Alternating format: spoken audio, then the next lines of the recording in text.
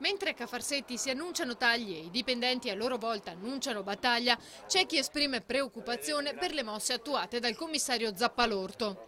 Il commissario è partito con una mossa, no, di apertura nei confronti della città, di ascolto, ha dato audizioni ai capigruppo del Consiglio Comunale, oltre che ad altri soggetti, e il disappunto mio nasce dal fatto che evidentemente quel passaggio è stato un passaggio meramente formale, nel corso del quale non siamo stati ascoltati. Nonostante un'apertura iniziale al dialogo, dunque, secondo Bonzo il commissario non ha ascoltato chi poteva essere d'aiuto per capire come muoversi, per capire la complessità di una città come Venezia.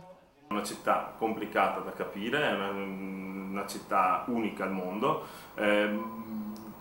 Devo dire che quindi la politica, secondo me, quindi il percorso democratico sarebbe quello da privilegiare. Va detto però che mi pare che sia mancato finora anche l'umiltà da parte di chi sta ricoprendo questo ruolo e credo che l'umiltà per chi amministra la cosa pubblica sia uno dei passaggi diciamo, basilari. L'umiltà significa avere la capacità di rapportarsi con i lavoratori, con i sindacati, con i cittadini, con le istanze organizzate che i cittadini esprimono.